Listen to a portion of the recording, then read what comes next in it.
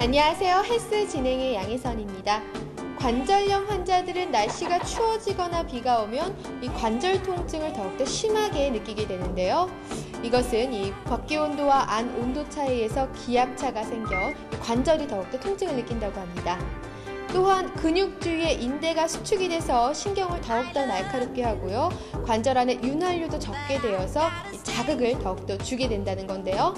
하지만 간단한 걷기 운동이나 이 스트레칭만으로도 관절 통증을 줄일 수 있다고 합니다. 운동을 해서 근육을 튼튼하게 만든다면 이 통증이 저절로 완화가 되고요. 또 운동을 할 때 뇌에서 호르몬이 분비돼서 이 신경 자극 마취제 역할을 해서 이 통증을 잊게 해준다고 하는군요. 겨울철에도 관절을 튼튼하게 해주는 이 관절 운동 잊지 말고 하시기 바라겠습니다. 그럼 헬스 오늘도 힘차게 출발합니다.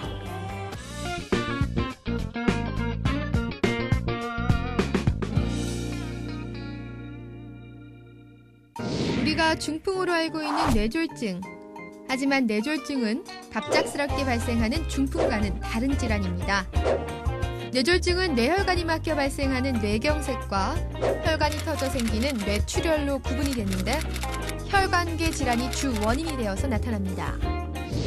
뇌혈관이 막히거나 터져 뇌의 산소 공급이 차단되게 되면 혈관의 위치와 경과된 시간에 따라 안면마비나 반신마비, 언어장애 등의 심각한 문제를 일으키게 되는데요.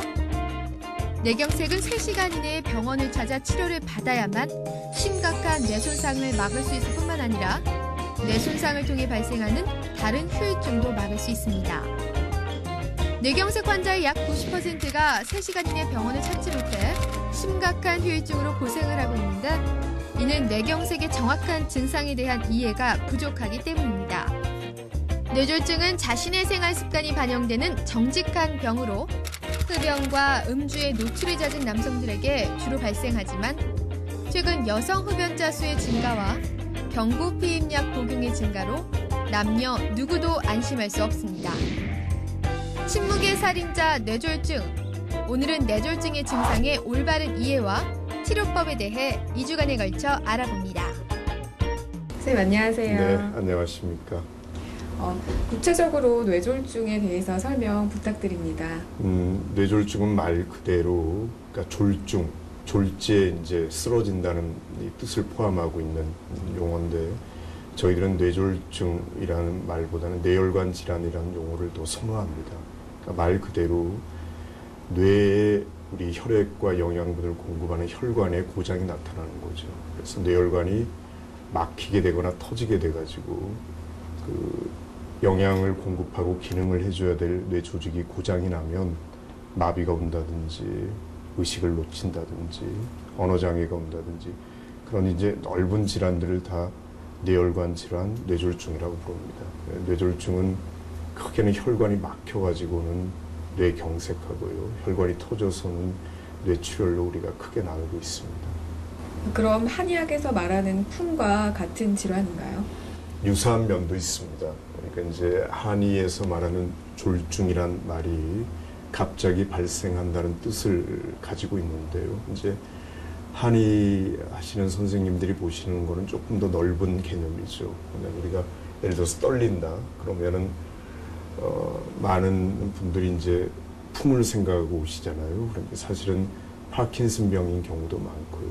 또 우리가 얼굴이 돌아가서 이제 한의학적으로 구안와사라고 하는 거가 사실은 혈관 질환이 아닌 바이러스 감염에 의해서 뇌를 이미 떠난 안면신경이 고장이 난 거거든요.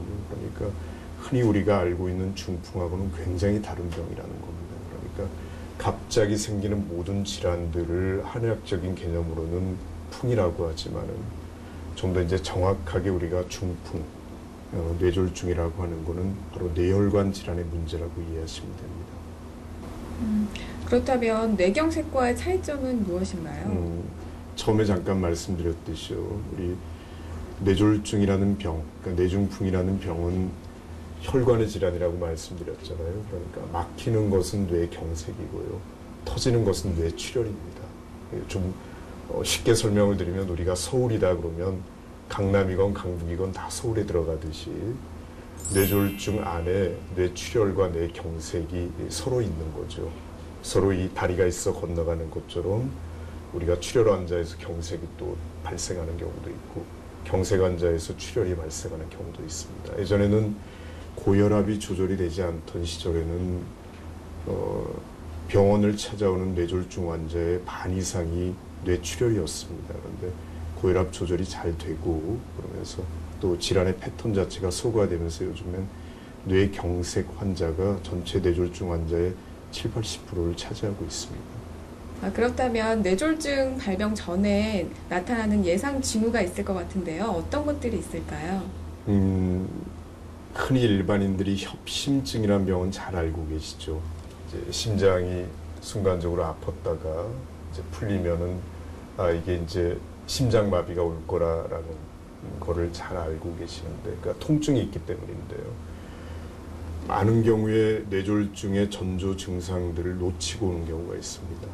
이제 가장 흔한 경우가 일시적으로 마비가 왔다가 풀린다든지, 또는 말이 얻어냈다가 좋아진다든지, 또는 갑자기 어지러웠다가 회복이 된다든지, 물체가 겹쳐보였다 좋아진다든지, 어떠한 증상이든 간에 갑자기 신경학적인 증상, 좀 용어가 어려울지 모르겠습니다. 마비라든지 언어장애라든지 의식장애 같은 게 갑자기 나타났다가 좋아지는 거를 저희들이 일과성 뇌중풍이라고 부릅니다. 말 그대로 일시적으로 풍이 왔다가 좋아졌다는 거죠. 이제 심장내과 선생님들의 협심증하고 거의 같은 용어로 보고요.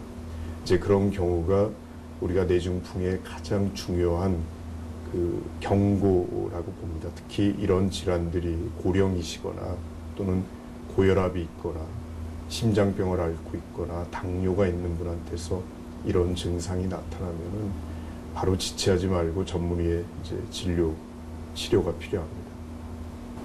고령에 많이 나타난다고 말씀하셨는데 나이에 따른 발병률의 차이가 있는 건가요? 네, 뇌졸중의 가장 중요한 인자는 사실은 나이입니다. 고령이 노인 인구가 늘어난 우리 노령화 사회가 되면서 사실 뇌졸중의 발생이 급격히 늘어나고 있거든요. 나이가 들면서 우리 이제 혈관 안에 탄력이 없어지고 동맥경화가 진행이 되면서 뇌경색이 굉장히 이제 늘어나게 됩니다. 그래서 나이를 이야기할 때 우리가 고칠 수 없지만은 뇌혈관 질환, 뇌중풍의 가장 중요한 인자라고 봅니다. 그렇지만 생활 습관이 아주 서구화되고 특히 이제 비만이라든지 젊은 층의 당뇨 같은 게 많아지면서 요즘엔 30, 40대의 뇌졸중 환자를 만나는 거는 그렇게 어려운 일은 아닌 게 또 됐습니다. 식습관도 영향을 미친다고 말씀해 주셨는데요. 그 외에 뇌졸중의 원인에는 어떤 것들이 있을까요? 지금 말씀해 주신 식습관과 같은 생활 습관이 사실은 가장 중요합니다. 그러니까 뇌졸중은 정직한 병이라고 저희가 이야기를 하거든요. 하늘 아래서 뚝 떨어지는 병이 아니고 어떤 원인이 있어서 발생을 합니다. 그 원인들을 저희들이 이제 위험인자라고 부르죠. 가장 대표적인 위험인자는 앞에서 이야기한 고혈압입니다. 뇌졸중 하면 고혈압을 우리가 빼놓을 수가 없어요. 그래서 고혈압이 있는 분들이 뇌졸중의 발생에 가장 이 위험도에 가장 많이 노출이 되어 있다고 이해하시면 되고요. 그 다음에 우리나라 남자들한테 또 문제가 되는 거는 뭐가 될 것 같습니까? 흡연이 아닐까요? 네, 그렇습니다. 담배입니다. 우리나라에서 가장 연구가 잘 된 자료가 사립학교 교직원 분들을 대상으로 장기간에 걸친 뇌졸중, 심장질환에 대한 연구 자료가 있는데요. 거기서도 뇌졸중, 특히 남자들에게 가장 중요한 두 가지가 바로 고혈압하고 흡연입니다. 그리고 그 다음을 잇는 게 누구나 알고 있겠지만 당뇨가 중요하고요. 그리고 심장질환, 특히 연세가 드시면은 심장이 부르르 떨리는 심방세동이란 병이 있습니다. 우리 가슴이 두근거린다든지 맥박이 고르지 않다고 하는 심방세동 같은 경우는 뇌졸중의 발병 위험을 거의 10배 가까이 올리는 아주 중요한 위험인자가 됩니다. 이러한 것들이 이제 또 한꺼번에 나타나는 분들, 대사증후군이라 부르는 비만이라는 뿌리를 가지고 당뇨, 고혈압, 고지혈증 이 한꺼번에 나타나는 대사증후군 환자들도 아주 중요한 위험 인자가 되고요. 또 중요한 것은 과거에 뇌졸중의 병력이 있었던 분들, 또 과거에 심장질환의 병력이 있었던 분들도 굉장히 이 뇌졸중의 위험이 올라가게 됩니다. 그렇지만 가장 중요한 요인은 역시 고혈압입니다. 그렇기 때문에 뇌졸중의 위험 인자는 고혈압이고, 고혈압의 뿌리는 바로 짜게 먹는 거, 또 운동 부족 이런 거에 쏘기 때문에 역시 생활 습관, 건강한 생활 습관, 그리고 주기적인 건강 관리, 그게 모든 질환의 가장 중요한 뿌리가 된다고 생각을 합니다. 네, 계절적인 요인이 있는 건가요? 그렇죠. 바로 이제 찬바람이 불고 날씨가 갑자기 추워지는 지금이 뇌졸중 환자들에겐 그렇게 반가운 시간은 아닙니다. 그 이유가 갑작스런 추위에 노출이 되거나 하면 심장에 부담을 받게 되고요. 혈압이 오르게 되고 이러면서 2차적으로 혈관계에 수축이 일어나게 됩니다. 그 자체가 뇌졸중의 유발 요인이 되게 되는 거죠. 그렇지만 겨울철이라고 해서 거꾸로 움츠리고 지낼 건 없습니다. 그러니까 갑작스러운 기온의 변화에만 노출이 되시지 않는다면 아무런 문제는 없습니다. 남성분들한테 많이 나타난다고 말씀해 주셨는데 그렇다면 성별에 따른 발병률의 차이가 있는 건가요? 차이가 있습니다. 특히 이제 사회적인 위험 인자라고 부르는 담배하고 술에 노출이 많이 되는 요인 때문인지 몰라도 확실히 남자가 여자보다는 위험 요인이 조금은 높습니다. 그렇지만 요즘에 이제 젊은 여자분들을 중심으로 흡연 또 음주가 늘어나고 있기 때문에 여자라고 반드시 안전한 건 아닙니다. 그렇다면 유전적인 요인은 있나요? 뇌졸중 자체를 직접적인 유전병이라고 어느 누구도 이야기를 하지 않습니다. 아주 드문 경우들이 있기는 하지만요.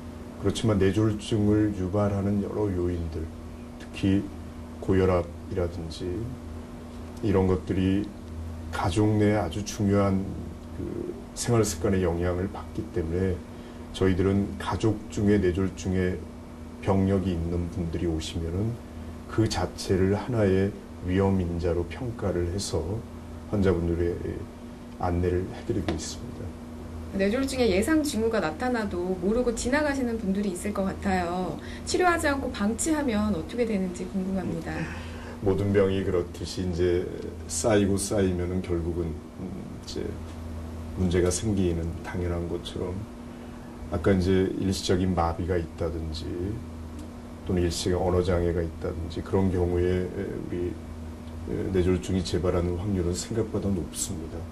보통 그런 일시적인 마비가 있던 분들이 한 20% 정도는 뇌졸중이나 심장질환이 발병을 하는 걸로 알려져 있고요. 특히 아주 짧은 시간 이내, 6개월 이내, 그 중에서도 한 달 이내에 재발률이 가장 높습니다. 그러니까 일시적인 마비가 오면 그냥 좋아지겠지 기다릴 게 아니고 반드시 병원에 빨리 오시는 게 굉장히 중요합니다. 그래서 일과성 뇌졸중 환자, 그러니까 일과성 뇌중풍 환자를 얼마나 우리가 다스릴 수 있는가. 그야말로 고장이 나기 전에 다스릴 수 있는 게 가장 좋은 시기이기 때문에 일시적인 마비 증상을, 그래서 뇌졸중의 증상을 자꾸 강조해드리고 하는 이유가 그런 치료의 기회가 될 수 있기 때문입니다.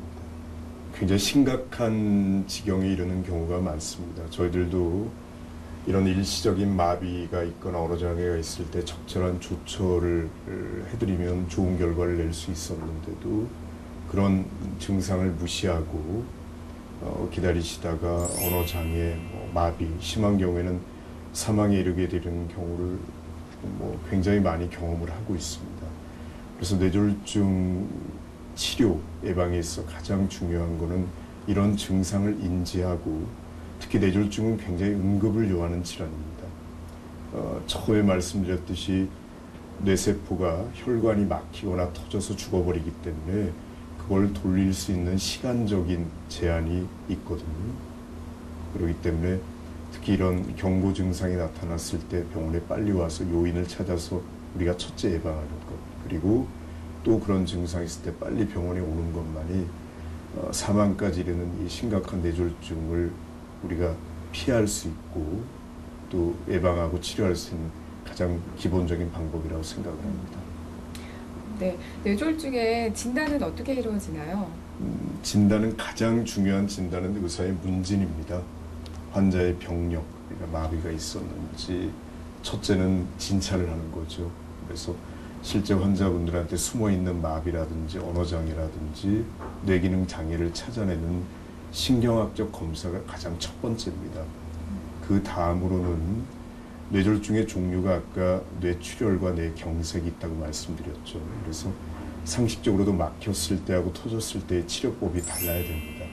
그렇기 때문에 뇌 영상 검사, CT나 MRI를 통해서 혈관이 막혀서 온 뇌경색인지 터져서 온 뇌출혈인지를 우리가 알아내는 겁니다. 동시에 혈관에 문제가 있는지, 교통사고가 났는데 도로 사정이 나쁘면 또 사고가 날 수가 있잖아요. 네. 그런 걸로 해서 뇌 혈관에 대한 정밀한 검사도 우리가 필요하게 되고요. MRI라든지 뇌연료 검사법을 사용을 하게 됩니다. 그리고 병을 일으키는 근본 원인을 알아야만이 병을 예방을 하고 또 근본에 대한 치료가 가능하기 때문에 심장질환이라든지 당뇨 등에 대한 여러 가지 내과적인 평가가 따르게 되고요. 그리고 가장 근본이 되는 생활습관 전반에 대한 체크가 필요하게 됩니다. 그러니까 굉장히 포괄적이고 굉장히 다양한 내용들을 평가를 해서 뇌졸중을 우리가 진단을 하게 되는 겁니다. 뇌졸중을 자가 진단할 수 있는 방법이 있나요? 네, 그래서 저희들이 이제 교육 목적으로 또 그리고 실제 이 자가 진단법은 미국의 응급의료구조단에서 쓰고 있는 방법입니다. 그래서 응급의료구조단이 환자분을 이렇게 실었을 때 아까 말씀드린 증상이 의심된다고 할 때 이분이 이제 뇌졸중 환자라면 병원으로 빨리 연락을 해줘야만이 의료진이 준비를 하고 혈전용해제 치료를 할 수가 있기 때문에 준비를 한 겁니다. 같이 따라해 보시겠어요? 네. 첫 번째가 안면마비를 보는 겁니다. 네. 그래서 안면마비를 보는 방법은 웃음을 크게 지어보는 겁니다. 이렇게 이하고 잘하시는데요. 그래서 양쪽 입이 같이 되면은 문제가 없는 건데 안면마비가 있는 분들은 입술이 당겨지고 하는 거가 고장이 나게 됩니다. 그다음에 이제 두 번째가 편마비입니다. 편측마비. 그러니까 한쪽에 힘이 떨어지는 겁니다. 그래서 이 제일 좋은 방법은 양 손가락을 같이 쥐어보는 거죠. 손목에 이렇게 손을 넣어서 한번 줘보시겠습니까? 네. 자, 이렇게 해서 제 손을 꼭 쥐어보세요. 꼭. 예. 이렇게 쥐어지는 힘이 같다면 문제가 없는 거죠. 아니면 또 다른 방법은 만일 환자분께 이렇게 앞으로 나란히 시켜봅니다. 그래서 마비가 있는 분들은 이렇게 유지를 못하고 이렇게 떨어지게 돼요. 우리가 이런 면들을 보게 됩니다. 그래서 보통 이 방법이 우리가 가장 민감한 방법인데 경미한 마비의 경우도 한 5초에 10초 정도 유지하면 이렇게 떨어짐으로 해서 우리가 알 수가 있습니다. 그래서 우리가 이 방법을 우리가 영어로 안면, 아까 얼굴을 보여드렸죠. 그다음에 팔 떨어짐 검사라고 해서 미국 응급의료단에서 아주 유용하게 쓰는 방법이고요. 뇌졸중 환자의 80-90% 이상의 증상을 잡아낼 수 있는 아주 유용한 방법입니다. 그래서 시간을 지체하지 말고요. 이런 증상들이 보였을 때 이런 아주 간단한 방법, 뭐 말을 못하거나 의식이 떨어진 건 금방 알 수가 있으니까 이런 방법을 통해서 마비가 있거나 안면마비가 동반됐을 때는 빨리 응급실로 오시는 게 굉장히 중요합니다. 진단이 굉장히 여러 가지인 것 같은데요. 네. 그렇다면 치료는 그것에 따라서 이루어지는 건가요? 네. 치료법도 뭐 오늘 종일 다 이야기를 드릴 수는 없고요. 지금 가장 문제가 되고 있는 뇌경색의 치료부터 말씀을 좀 드리겠습니다. 저희들이 이제 치료법을 이야기할 때 급성기 치료, 지금 마비가 생겼을 때 치료하고 또 병을 예방하는 입장에서의 치료가 굉장히 다르게 됩니다. 이제 가장 중요한 관건이 되는 게 급성기 치료죠. 마비가 생겼을 때 어떻게 하느냐. 그래서 가장 좋은 방법은 첫째는 병원에 환자분들이 빨리 와줘야지 됩니다. 그래서 3시간 이내에 병원에 오시게 되면 혈전용해제를 써서 막힌 혈관을 뚫어줄 수가 있습니다. 이 방법은 이제 10여 년 정도 저희가 이제 널리 쓰고 있는 방법이고요. 주사로 쓰는 방법도 있고 더불어서 직접 막힌 혈관에 관을 넣어가지고 막힌 부분을 뚫어주는 방법이 있습니다. 이렇게 되면 6개월 정도 후에 환자분들의 예후가 쉽게 말씀드려서 누워있을 분을 우리가 그래도 부축받고 걸어다닐 수 있게 도와드릴 수가 있고 또 심한 마비가 있던 분들을 일상생활을 할 수 있을 정도로 돌려드릴 수 있는 아주 좋은 치료 방법이기 때문에 응급실에 환자가 실려오면 가장 우선적으로 고져야 하는 게 바로 이 혈전용해제 방법입니다. 그런데 아쉽게도 시간의 제한이 있습니다. 3시간 늦어도 6시간까지는 병원에 와주셔야 되는데 저희 병원의 예를 보더라도 아직은 20%가 안 되고 있어요. 그렇기 때문에 첫째는 시간을 다퉈서 병원에 빨리 오면 혈전용해제를 쓰는 게 첫 번째 방법입니다. 그리고 나서는 이제 병의 원인에 맞게 혈관 안에 찌꺼기가 이제 고이지 않도록 하는 여러 가지 약물 치료들을 우리가 이제 쓰게 됩니다. 이게 이제 급성기 치료의 가장 중요한 열쇠고요. 이제 한번 이렇게 치료를 받은 분들의 경우에 재발의 위험이 있기 때문에 그런 경우에 치료는 우리가 2차 예방이라고 따로 이야기를 하고요. 아직 이제 대부분의 시청자분들처럼 건강하신 분들의 우리가 뇌졸중을 예방하려면 어떻게 할 건가라는 건 또 1차 예방의 범주에 들어가기 때문에 따로 이야기를 드리는 것이 좋을 것 같습니다.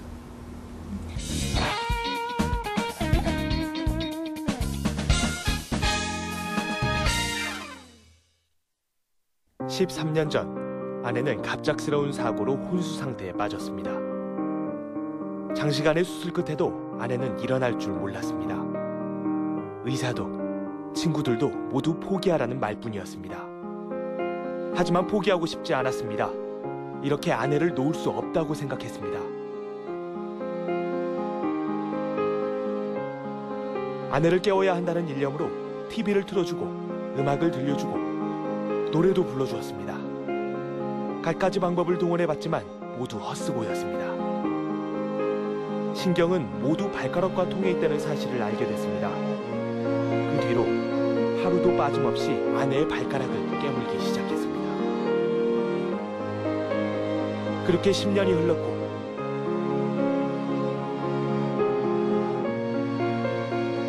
기적 같은 일이 일어났습니다. 아내를 깨운 건 의사도 간호사도 아닌 바로 사랑이었습니다.